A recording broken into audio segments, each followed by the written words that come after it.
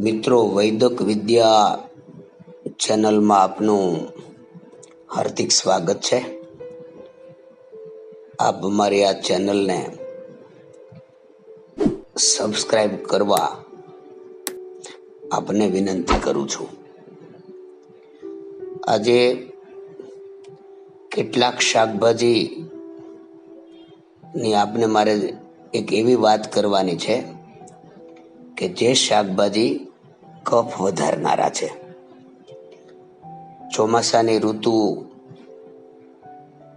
આપણા પ્રદેશમાં બેસી ગઈ છે.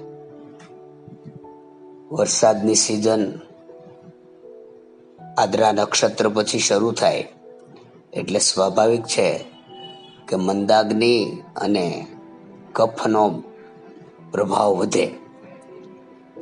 સર્વપ્રથમ હું આપને ગુવારના શાકની વાત કરીશ. ગુવાર આપણા દરેક ઘરમાં ખૂબ ખવાય છે. એ ગ્રાહી છે, મળ બાંધનાર છે. એ આપણું જે ત્રિદોષ છે, વાયુ, પિત્ત અને કફ, એ પૈકી વધારે પડતો ગુવાર ખાવાથી કફ દોષ વધે છે. એટલે ગુવારના સેવનથી કફ વધે છે. એ જ રીતે તુરિયા એ પાચ્ય છે, સરસ રીતે આપણા પેટમાં પચી જાય એવા છે. લસણનો વઘાર કરી અને ખાવાથી એ વાયુ અને પિત્તને શાંત કરનારા છે.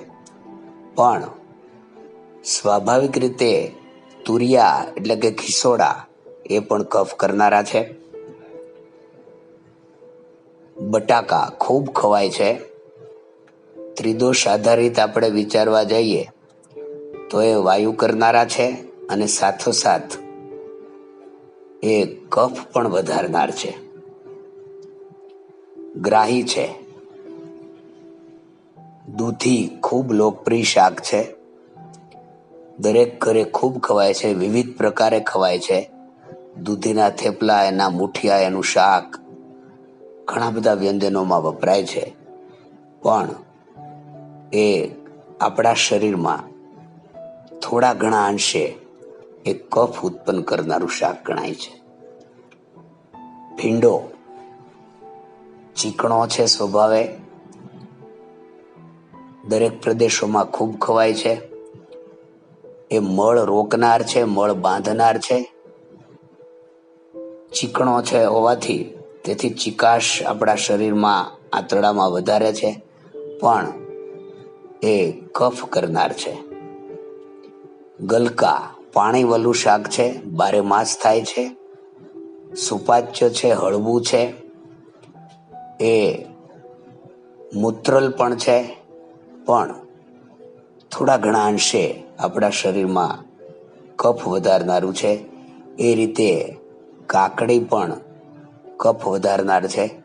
મિત્રો, આપણે ખૂબ શાકભાજી બધા ખાઈએ છીએ, એમાં ભાજીપાલા એ આ ઋતુમાં પ્રમાણસર ખાવાનો મહિમા છે. એ જ રીતે કંદમાં રતાળું ખાઈએ તો રતાળું પણ એ કફ વધારનારું છે. ખાસ કરીને આ બધા શાકો બપોરે ખવાય એ વધારે ઇષ્ટ છે. બપોરે સુપાચ્ય થઈ જશે.